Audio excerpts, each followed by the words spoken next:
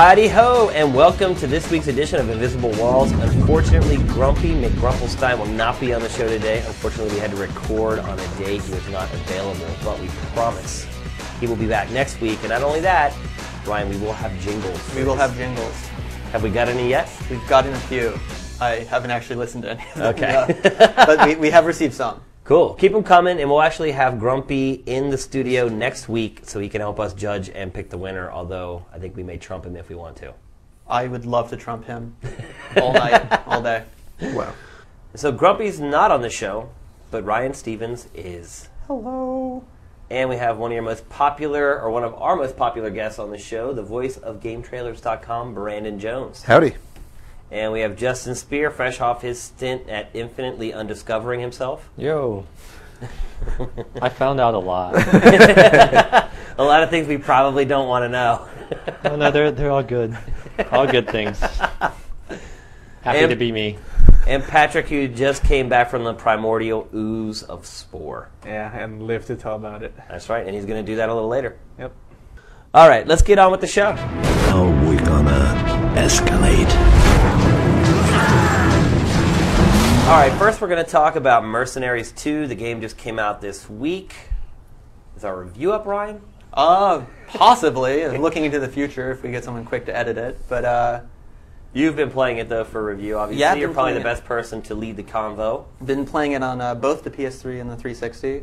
I don't know, it's a fun game, but I think, the first one a lot of people said, Grand Theft North Korea, and now GTA 4 is out, and you can't look at sandbox games anymore and not reference, the granddaddy. Uh-huh. And it just feels like it's almost like pornography. They give it to you all up at front. Like even in the tutorial, you got like rocket launchers, you're calling down airstrikes, and it made me actually really kind of appreciate like the slow build up of GTA 4. I mean, maybe they could have given you a gun in GTA 4 a little bit sooner. Yeah, that would have been nice. But I don't know. It's like you do all this cool stuff, and then you get it back pretty quick. But then like the thrill of like calling in an airstrike, yeah, goes boom. But it's already went boom like 80 I've already times. seen it, and you pretty much just make boom the entire game.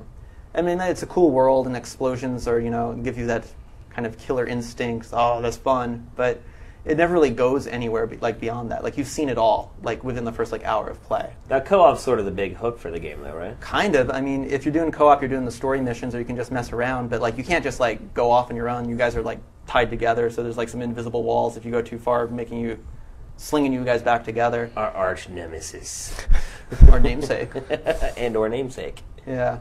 But no, co-op was fun. But I mean, it's kind of hard to mess up I had a chicken co-op. suit on, right?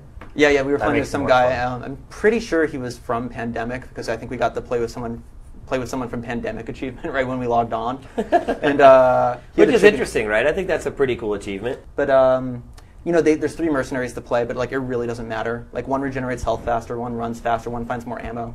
But not a big deal. They all regenerate health. Right. They all can run. Yeah, it just feels like a kind of a filler game.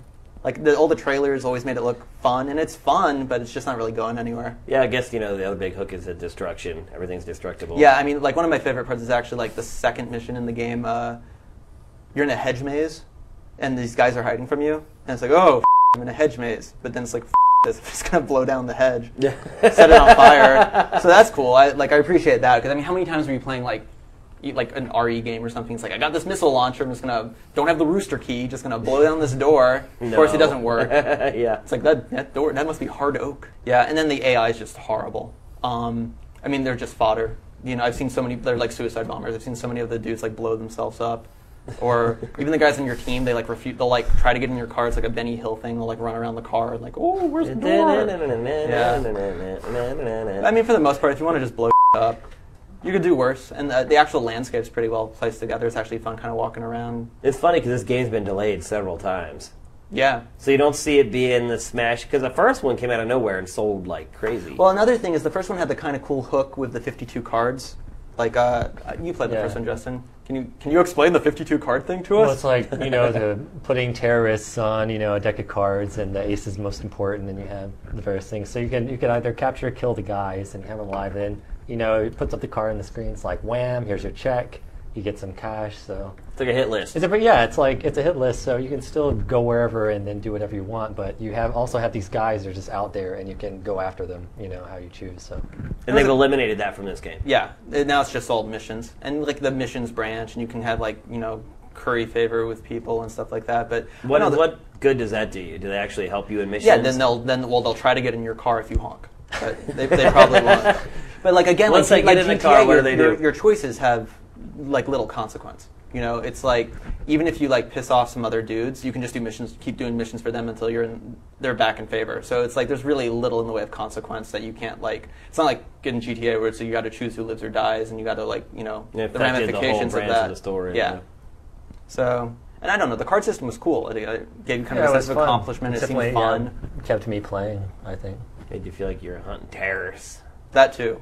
Most of the missions are basically just go to a point, kill a lot of people. I mean, occasionally you have to throw down a marker or something, but for the most part, it's just go somewhere and kill a bunch of people. Well, I'll say Blow one some thing. stuff up. I've been seeing advertisements for that game out the butt for a week before it even came out. I mean, granted, I've been watching lots of ESPN, NFL Network, getting ready for the NFL season, but they've targeted me very well. It reminds me a lot of Army of Two, and that it's this game that probably isn't all that great, but with all the marketing and advertising muscle behind it, I wouldn't be surprised if it still ends up selling. Well, it's fun. That's the thing. It is fun in the end, but it gets repetitive, and it is really just you get it all in the beginning. But I don't know. When you have a sandbox game, it's not just an action game, it's a sandbox game. You want to be able to do stuff. Right. And here it's just the doing stuff is just blowing stuff up. And there's nothing wrong with that, but it could be pushed more. One of the things I like that Mercenaries did do that I've only played about an hour of the Mercenaries 2, but one thing that was fun in Mercs 1 and that I got a little taste of in Mercs 2 is it wasn't just, most of the time it wasn't just killing things in an area. It was you had to either evacuate the person that you were trying to capture, or I played one mission where I had to bring in satellite towers at 3 different locations. So if you want, you can just go in and throw in the smoke grenade and bring in the helicopter, but he's probably going to get blown up because there's all these troops around. So it's you don't have to kill everybody, you just kill enough to to create a safe environment. That kind of leniency was kind of fun. But that's toward the beginning of the game. There's a lot more just kill later on. Well, that's one of the things I liked about that was it was up to you to kind of decide it's clear enough. I'll bring in bring in supplies or bring in the chopper. Right. It's fun seeing a guy come in, deliver you guns, and then fly away and get blown up on the way out. And you're well, I got my bazooka. Well, too bad, buddy. Sure, I'll take your money. All right, so Patrick, you've been spending some serious time with Will Wright's Spore. And what's the bad news, actually, for Will Wright and EA? Well, the bad news is that, just a week shy of its release, and it just happened to get torrented right away during Labor Day weekend. So dude, that's gotta stink suck so bad. Work on something for 8 years, and then in one weekend, all your work is just gone. Yeah. Well, let's talk about the game, because that's what we're here to do, right? It does suck that it got pirated, and hopefully people still buy it, and they recoup their reinvestment and everything. What are your impressions of Spore? You know what? I could easily see a lot of people being satisfied. The wait has definitely been worth it. There's certainly a lot of depth to it, but at the same time, it seems to go for too many elements all at once, and doesn't really focus on any given one. Jack of all trades, a master of none. Exactly, and it's really commendable for the game to kind of take on 5 different genres. You've got 2 styles of RTS, you've got the MMO style of play, you've got the kind of flow minigame in the very beginning, and then you've kind of got this open-ended sandbox, space exploration at the end of it. And, for Spore to take on all 5 of those aspects, it's really good, and it actually pulled it off to an extent. But just the overall pacing was way too brisk for my tastes. How long did it take you to go from a speck in a glob of ooze to the full-on universe thing? I did it in one sitting. One sitting. What? And you got an achievement for it, right? Yeah, no, I actually got an achievement for getting from the cell phase to the galactic phase in one sitting. Shane, you looked shocked. Yeah. It's a pretty short game. Wow. Yeah. That's crazy. 8 years? 8 years, 8 into 8 hours. hours, yeah. 1 hour per year of development. Yeah. It took you 8 hours to get all the way through that game. There are 3 difficulty settings, and I put it on normal. And I was just... wait, How dare you? Yeah. Well, and I was just playing, just as a regular gamer.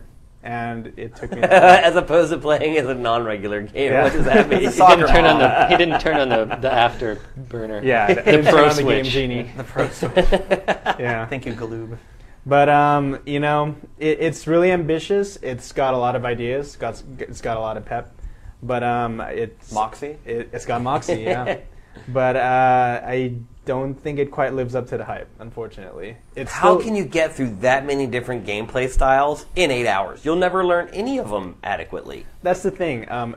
It's so simple that once you start to get into it, it'll immediately shift you on to the next one. And you really don't have much to kind of take with you from phase to phase. Well, that's the thing that gets me. It's like you're kind of aggressive, friendly, or in between, right? That's kind of the three phases throughout everything. Yeah. But how much does that, you're saying it doesn't really affect, how you play the last phase doesn't affect that much how you play in the next phase, right? Yeah. Well, actually, the consequences do ripple on throughout the phases. If you're established early on as kind of the aggressor, even in the cell phase, then that'll ripple down, and you will gain access to these very offense-oriented skills, you know, in the tribal phase, where you could, you know, use fire bombs, or even in the galactic phase, where you could use like big rockets and stuff. So there's definitely continuity there. But it never really breaks down between those three, right? And there's no like move, sub-tiers. It moves in between phases, right? It's pretty much limited like you can to be peaceful three one phase and an ass moral kicker the next choices. phase. There isn't a spectrum like Dungeons and Dragons where it's like you know, lawful, evil, right, neutral, good, all that. It's really, you know, you eat meat, you eat vegetables, or both. And from those three choices, that's what you're going to get. And it's still, for those three choices, it's a surprisingly deep game. And it's just that there's just not a whole lot to it after that. 8 hours? Hell no. Yeah. And in the end, it's, I don't know, the thing is I kind of wanted it all tied together, and I guess there is the aggressor, the friendly, and the in-between step, but it seems like it is almost just 5 big, large mini-games with a little bit of, I don't know, that's really carry through. Really Yeah. disappointing. I mean, it looks fun when you were playing it, but I think, you know, for all the wait, people should at least try it once, because it really is a pretty unique game. and it won't take much time out of their day. Yeah, exactly. I mean, even if it's a little bit of short-sighted, it's still a pretty remarkable game for what it does, even if it's not quite the game that people thought it would be. So it ends. The game ends. But yeah, there's a definite end, and the thing that sets it apart from, you know, The Sims is that there's actual goals. You know, you really have to raise your creature up, you know, and become the dominant life form, rather than, you know, getting a sim to dance at a pool party. Well, I thought the whole object at the end was once you've conquered the galaxy, then you start sharing your galaxy with other people's galaxies, and then creatures from other galaxies start coming into yours, and that sort of starts the game anew again. That's not how it works? That is how it works, but the thing about it is that the online component, it's really like a one-sided mirror, because there's no true multiplayer, as in player versus player interaction. Right. It's really just you passively uploading your creature to the Sporepedia, as they like to call it, and that Sporepedia distributes your creature to everyone else's clients randomly, so that you will, by proxy, get someone else's world into yours. Right. But you'll never actually have an actual Human interaction. Yeah. I never really expected it to be a super hardcore game. Actually, The that game makes is, me like, wonder, that though. big. Out of that 8 hours, how much of that time was spent designing your creature and your spaceship and That's your definitely town the fun hall? part. No, seriously. That's the fun part. No, it's definitely the fun part, and it's arguably the best part of the game, because it gives you a really extensive list of tools to kind of create your own creature and you know, your ship and towns and stuff. And you know, in that respect, I definitely give it credit, because it has, you know, one of the best editors that I've ever used in the game. And Brian Eno's little procedural music thing, which Ryan's a big fan of. Yeah. Sweet. Brian Eno's the man. Yeah. But it doesn't sound like you could save this game. I don't know. I mean, I watched him play It's it. still good. I'm still going to play it. I'm still going to buy it. Well, one is going to run on my MacBook, so it'd be nice to actually have a game on there. But, Yeah. Yeah, it stings because as you're playing it, you really, really can picture something cooler. What it could have been. Yeah, what it could be. But you know, it is what it is.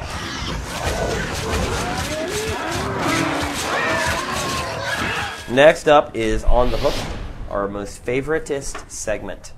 See, this week I actually spell checked your questions a little bit. So. However, you did not spell check their usernames, and the first question comes from you all day. Justin, what does you all day have to say? I actually think that's "back you all day." I think that's faculty, actually. I think it's a teacher writing in from one of the many schools around our great nation. Anyway, I'm sure he's a fine young chap, and his question is, do you think Nintendo even cares about an HD Wii? Would it be a new console or an add-on? I don't think they care. I don't think they care it'll be a either. new console. They hate when you. they don't make standard def televisions anymore, then Nintendo will make an HD system. Yeah, they don't. I don't think they do care, actually. Not until there are more HD televisions than SD televisions will they care. Yep. And they don't care about you either. You can All day. all day. Live up to your name. For all Nintendo said Nintendo you kids. can go yourself But all day. I would love to see an add-on. Like, what the hell would that? How would thing that be? work? Now with HD. Yeah. I don't know.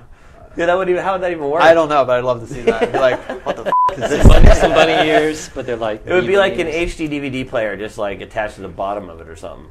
Or maybe I it's mean, maybe a they could tiny make, like, an HD screen upscale and or you something. you stick it to your regular television screen. And But, I it mean, HDifies it. On the other side, I wouldn't be too surprised to see Wii 2, maybe. Oh yeah, I mean they'll make another console. Next year's eventually. E3, maybe? Yeah, like not a full brand new console, but kind of a step up, maybe. No, I think it'll be a new console. Like brand new? I think they'd wait. Gosh, You this think is they're really going to do confusing. it? Golly darn. So you really think we're going to see the next Nintendo console, next E3? I think they might show it, yeah. Really? Yeah. Pretty soon. Not really. 3 Oh, years? I'd 2.5 ask a years? Magic 8 Ball. Full backwards compatibility, has DVD compatibility built in. And you don't think their next one would be HD? Yeah, it would be HD. It would be HD. But just because they show it at next E3 doesn't mean it's coming Right, out. right. No, I know. I'm just thinking. I mean, at this point, they have the stranglehold on the industry, and as time goes on, people are going to eventually will grow tired of the Wii's graphics. I think that's a perfect way for them to say, hey, they'll give up on the Wii yet, because when this system comes out in 2 years, you're going to be able to use all those games on this system, and you're finally going to get your HD gameplay with your awesome Motion Plus controller built into the new Wii remote. That's what I think is going to happen. But you do have to wonder where the break point is going to be between, people who don't want to spend the extra money. In fact, at this point, I guess it's not really extra money. The consoles sell for almost the same price at this point, the Wii and the 360. Oh, if you get the arcade one? Yeah. But I mean, you just got to wonder, when are people going to be like, you know what, these graphics suck. Seeing some of those screenshots from Disaster Day of Crisis, I was like, whoa. Did you see the Dead Rising Hitman comparison? No. I compared Dead Rising on the Wii to Hitman on PS2, like the was it New Orleans when he goes down the alley and it's just like crammed with people, and then shows like Dead Rising for the Wii and there's like 8 zombies walking around. Did you guys see that game in Leipzig? I didn't. You didn't? I think Kaiser did. Yeah? I wonder how that game's shaping up. It doesn't look very good.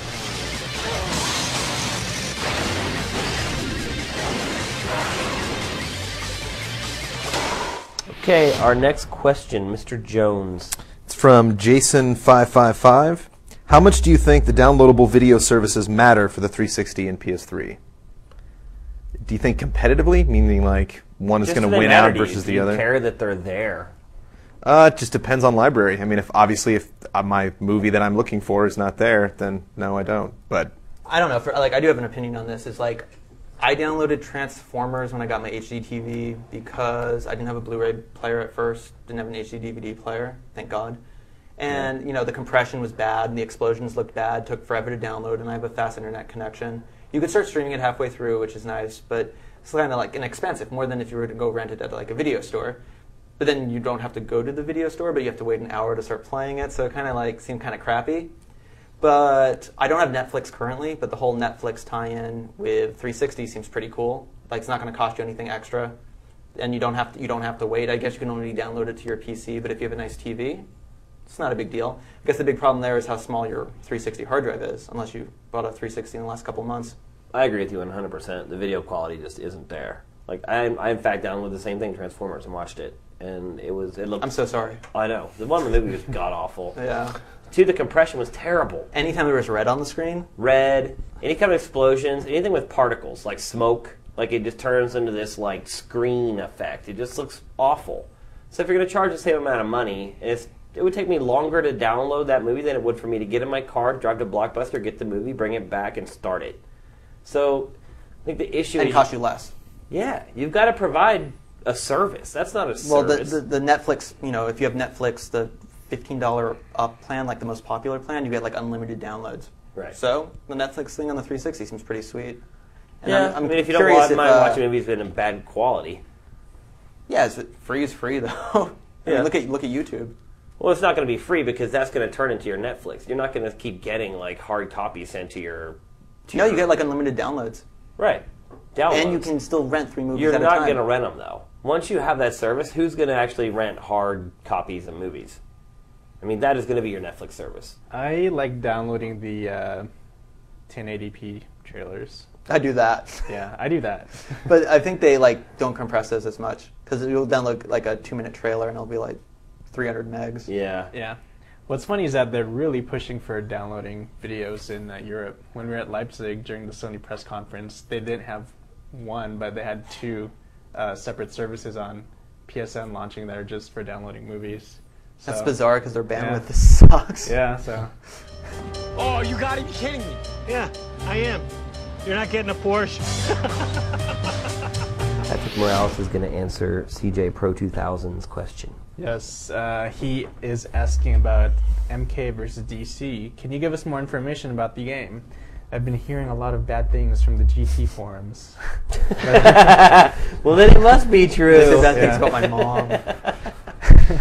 But after seeing the Joker fatality, I'm really enthusiastic about the game. Here's one word of caution. Don't believe anything you read in the GT forums. Yeah. Like anything. As a slight aside, But don't not believe it either. Whoa. As a slight aside, watch that Joker fatality thing again, and let me know if you think that the guy giving the presentation looks like a mix of JD and Turk from Scrubs. Trust me. Just, I have no clue what you're talking never about. mind. I don't either. I've never watched Scrubs. Anyway, Can we do a rendering in the video? Can we? Get Marco on it. yeah. We can do some side-by-side comparison. Well, unfortunately, CJ Pro 2K. I would consider myself a pretty semi-versed fighting game dude.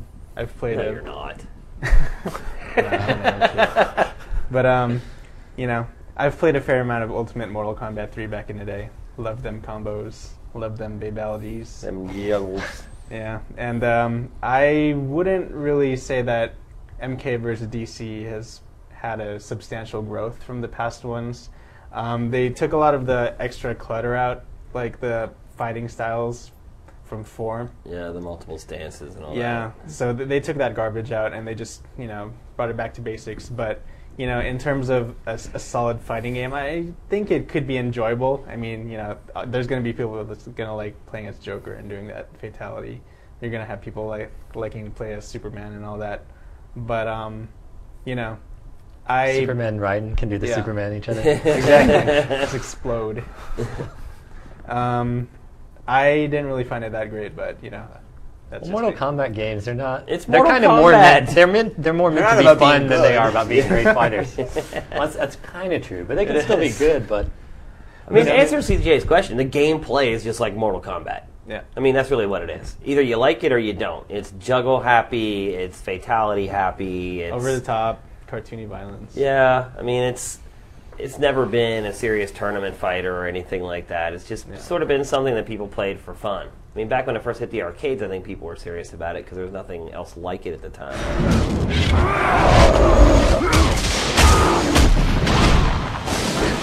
All right, next up is the first new segment we've tried out in a long time. It's called Bring It to the Table. Ryan, you want to explain to them how it's going to work? Well, basically, one of the Invisible Wall crew members will bring it to the table. And we're not quite sure what it will be. And everyone will have to examine it and then discuss it, argue over it, and hopefully not say the word it too much Are after there this part. winners and losers in this? There's no winners and losers. We all win, Fourth right? right? No, I think most people will probably lose. But this Invisible Walls, everyone loses on that. Get used to disappointment. wait, it's a kitten. I hope it's a No. plate of cookies. No. Are you physically going to place something on the No, table? no. I'm just going to There's no present a winners topic. or Present a losers. topic. Forget about all this. First-person shooters. We expect them to have multiplayer, and sometimes they don't. Is it fair to expect a genre that is used to having multiplayer to supply it, and what level of quality should it be?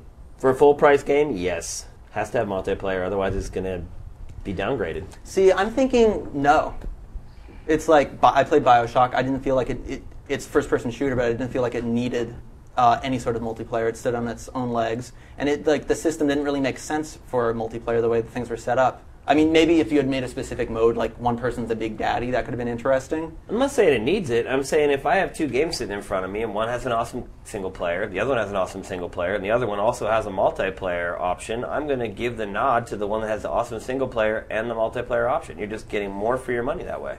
But I guess, like, here's the thing: like, the Darkness had a multiplayer aspect, and I felt like they shouldn't have spent any time on it.